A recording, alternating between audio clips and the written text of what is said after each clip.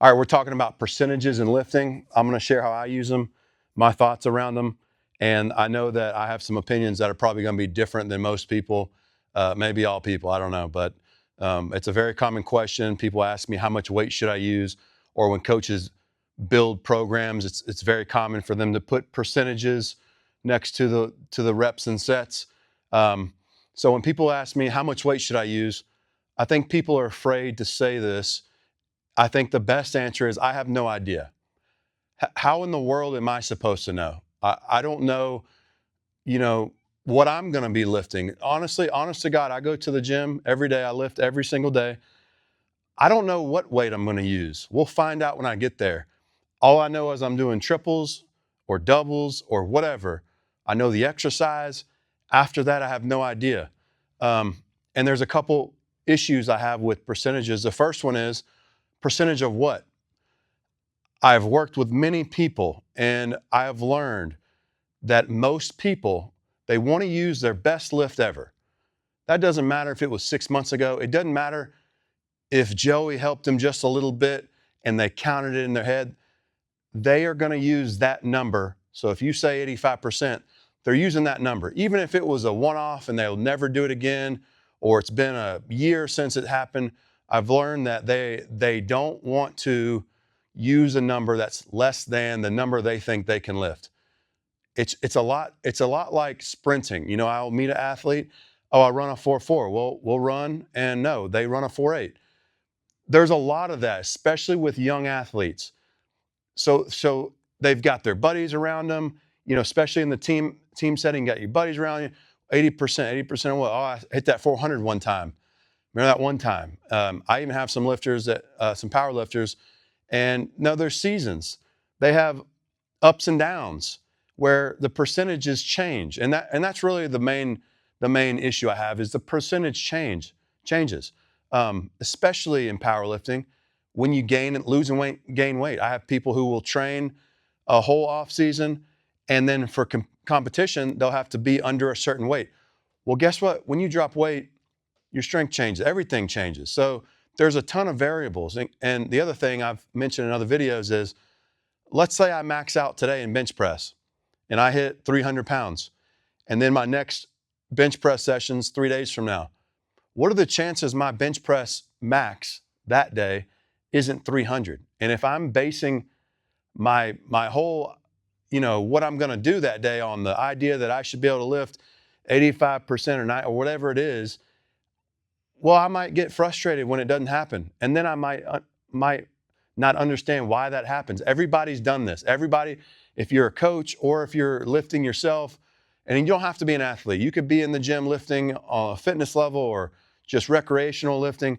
You go and you've got this program. Maybe you got it offline and it says 90%, 3 sets of 2, and you don't get all 3 sets of 90, and you get frustrated. I was supposed to do this. And when you break it down, it's ridiculous. This piece of paper, people treat whatever's written on paper, they treat that like it's like, you know, the Bible or the law, and they have to do it. I think that's a major mistake. The faster you can understand this concept, the faster you're going to be able to auto-regulate, which is what you should be doing. You should not be relying on somebody else. One of my goals is when people ask me how much weight should I use, one of my goals is for them not to ever have to ask me that again. I need to teach them how to figure that out on their own. The other issue with percentages, they might change inside the working sets. A lot of people that train with me, they're on low rep sets. Well, they're doing 8 sets of 3 or 10 sets of 2 or some other where you've got all these sets. And a lot of times you get stronger as you go. And when you felt not so great at start, you get better as you go. And I've talked a lot about that, how motor recruitment and different variables change. Shoot, I mean, if the right song comes on, I might bump up 10%. You know, there's a lot of different variables that change. And I think to be fixed on a certain number and to think that as a coach, oh, I can predict what you're going to be doing on a weight-wise today, tomorrow. And I think it's really funny when I'm saying, hey, 4 weeks from now, you'll be at 90%. I don't agree with that style of training where it's written out in week 1, you're doing 80%, week 2, you're doing 85%, week 3, you're doing 90%. That's you just have no idea. There's no idea. In my mind, when I'm lifting, I'm going to give 100% every day. It just looks different. I might be down, I might be up, but my goal is to flatten the snow and not have these predetermined numbers in my head, because a lot of times when you think of a number, that's what you're going to hit. That's what you hit. And you need to be more open and learn to change the weight. So here's the deal. I'll use a percentage as a starting weight. It'll be a less, without a doubt. This is remote, by the way, on remote programs. I'll say, hit 75% for your first first set of 3. And what happens is everybody can do that. There's a zero chance of failing a rep there. But what happens is you get to decide, is 75% 75%, or is it 85%? Does it feel heavy? Or am I feeling really good, and does 75% feel like 65%? So there's some decision making on your end as a lifter to know how you feel. And I like to use guidelines. I have 2 simple guidelines.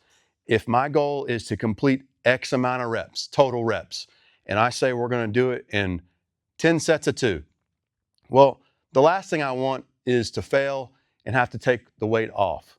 So what I would prefer is all reps in a row.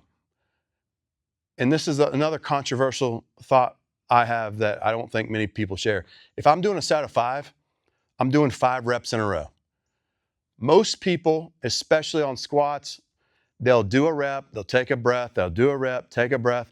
The set of 5 ends up taking 20 seconds. To me, stopping at the top and doing another rep, that's 5 singles. That's what I see. Also, the reason I do that is because I know that doing that, taking a breath at the top and doing it 1 rep at a time in a set of 2, 3, 4, 5, or whatever, you start to overreach. You get overly confident. So reps in a row keeps you in check. You're not going to overreach if you're doing these reps in a row. Oh, by the way, reps in a row are great for motor recruitment. Oh, and by the way, it's going to shorten the set duration, which also becomes easier to recover and repeat. So the longer set durations, the more fatigue, the less ability you have to repeat. And so on my programs, just speaking on the low rep set with more sets, that helps. I want to differentiate a single from a set of 5. I don't want 5 singles. I want 5 reps in a row. And yes, there is some momentum in that. And yes, that does come with elastic properties and power and some other things that you can utilize in different ways.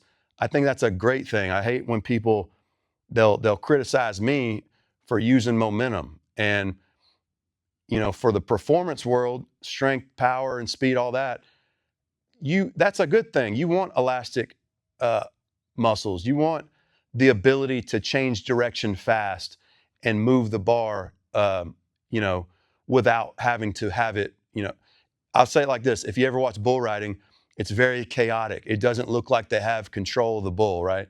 It looks like he's holding on for dear life. But if you know a little bit about it, if they're spurring the bull, they're in complete control. Looks chaotic, but from the bull rider's perspective, they're in complete control. That's how I see it whenever I see somebody manhandling a weight up and down fast. They're spurring the bull. They got complete, you don't have to have the bar doesn't have to be slow to control it. I would argue if you're moving it extremely fast, you've got more control. It takes more control to do that. But anyways, that's the first rule. All reps in a row. The second rule, no sticking points or no grinding points. All right? So think about you're doing a set of 3 and the 3rd rep is super slow and you barely lock it out. I want to avoid that. And hold on with me, because people are saying, I thought we were getting stronger. Hold on with me. I want to avoid that rep because that rep is one that takes a lot out of you. So I know for a fact, if I just say, start at this percentage, depending on how you feel, work up in weight, and do all reps in a row and avoid sticking points. If you do that, you could repeat that weight for as many sets as you want. And like I said earlier, a lot of times you get better as you go, especially following those rules. Okay, so now for those thinking, oh, I thought we were getting stronger, why am I avoiding slow grinding? Okay, towards the end, those rules change because the rules only exist to kind of test the waters, see how you're feeling that day, and to make sure you're accumulating this high quality tonnage. You probably heard me talk about tonnage, but for strength, I want high quality reps and I want to be able to repeat it. So if I don't need to repeat it anymore, towards the end, I'm only doing 2 or 3 more sets, I can afford more of the slow grinding reps. And I, you know, personally, I want myself or anybody I'm working with to finish with their best set, which might have some slower grinding reps. And you might have to pause and do one more. That's completely fine. And that's what I would say a lot of people overreach with, especially with strength. They're grinding themselves in the ground, lifting too heavy too soon, and they're not able to finish the reps. You always want to time the fatigue. You don't want to burn out too soon. So to put a percentage on it and say just stay at that percentage the whole time, I think it's a major mistake. I would also say it like this: if I'm and I was a baseball player and I did pitch, um, sometimes my mechanics would be off and the velocity of my fastball would be down, but then I fix it, and then the next inning it would be better. So with lifting, it's the same, where some sets might be off, but something clicks, a good song comes on, the environment around you changes in a good way, something pumps you up. I think you always should auto regulate to how you feel that day. If you're feeling good, you use more weight. I would hate to put somebody on a program that restricts them from making individual decisions. It would be like, we're going to go to an all-you-can-eat buffet, and I'm going to tell you what to eat. I don't know what your appetite is. That's your job, you know. So I always want to put the person in an environment where they're able to uh, eat however much they want. That's kind of the analogy there. The other issue is, um, sometimes people are gonna really stick to this idea that last week I did this percentage, so this week I need to do that. I would just say it like this: every day your maxes change. So a common solution people do, and this is smart, and I'll tell you why I wouldn't do this all the time after I tell you, but some people will work up to a daily 1 rep max. You're going to work up until you do your best rep of the day.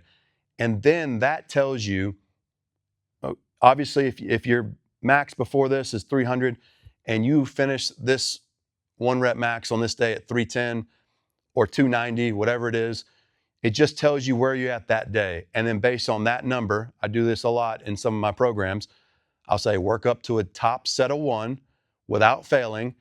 And then the working reps are based off of that number.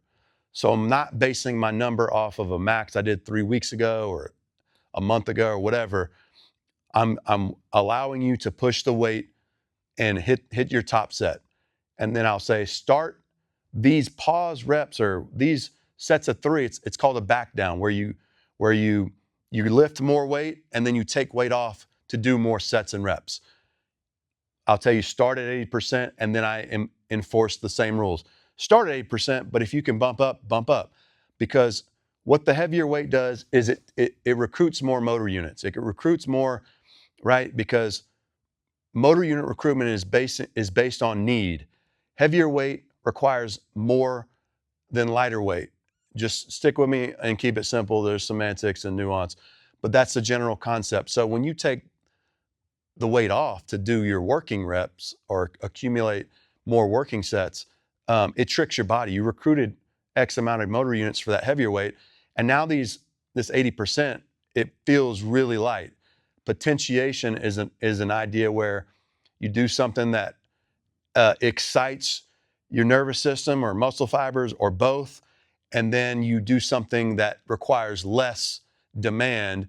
It would be like, I'm going to swing a weighted bat, take the weight off, and then swing a regular bat. It feels extra light.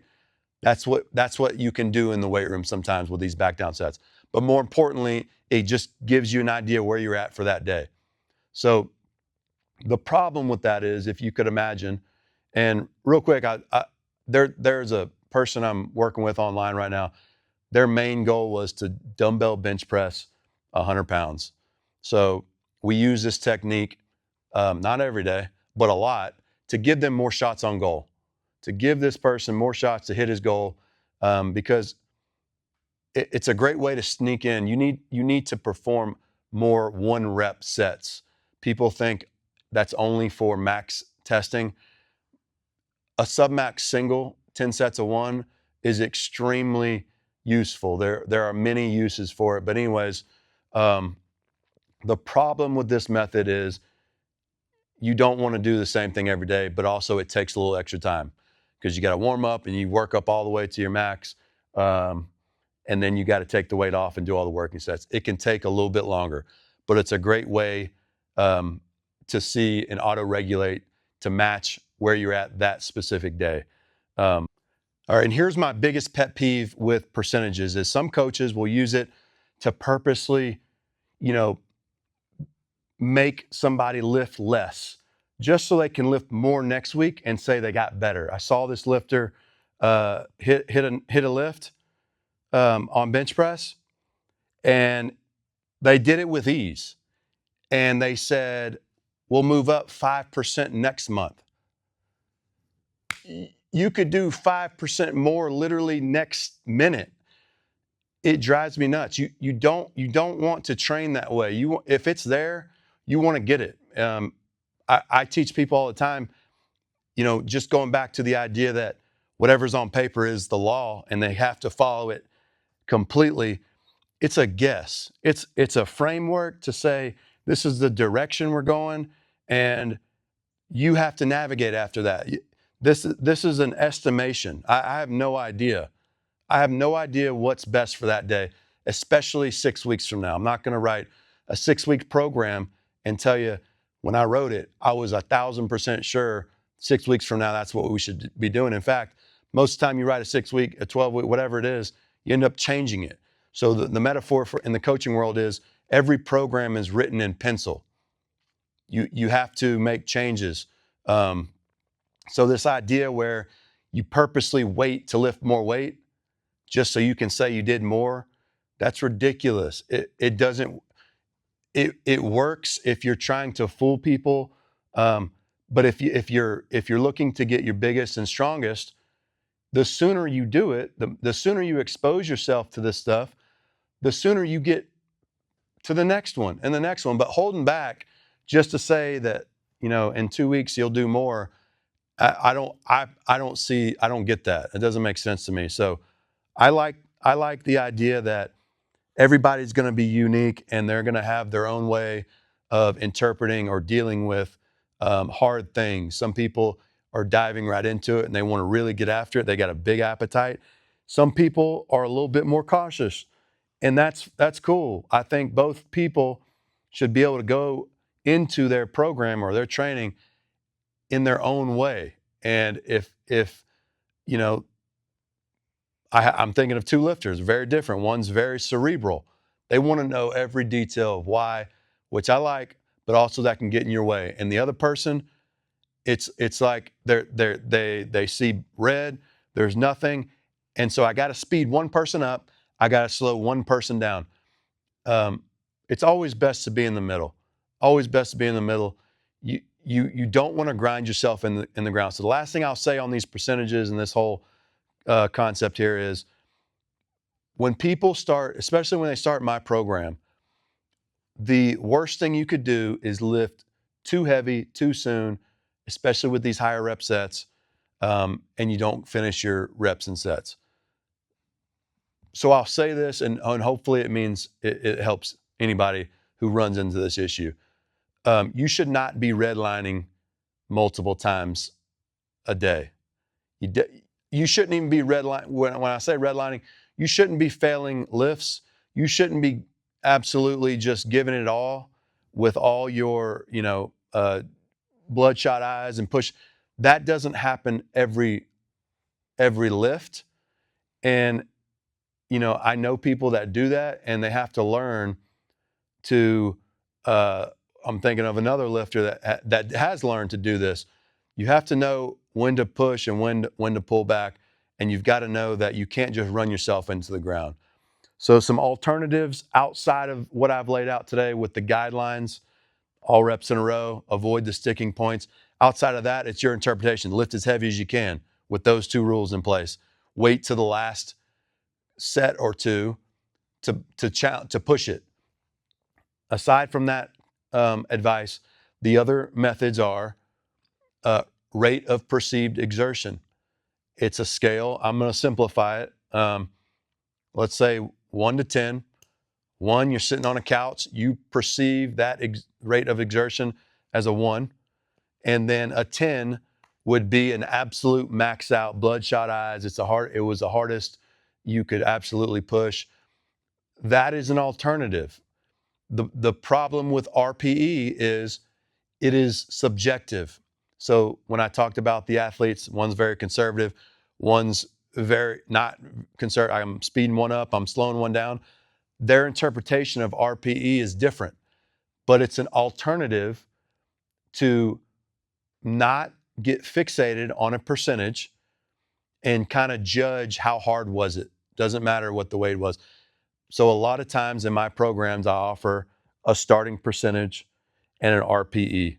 I like to use RPE on compound lifts and on dumbbell presses or rows, because I'm not going to use a percentage on a dumbbell row. I'm going to use RPE. Same with dumbbell bench press or dumbbell overhead press. RPE is an alternative. The other one out there is reps in reserve. You'll see it written RIR. I use that one as well. And I use that one specifically with single joint exercises. So if I'm doing bicep curls and I have RIR2, I'm doing bicep curls. If I say RIR2 and I say 3 sets of 10, that means I'm doing 10 reps with a weight that I could do 12 times. I'm purposely leaving 2 reps in reserve. That's a common alternative people use. And again, the problem with that is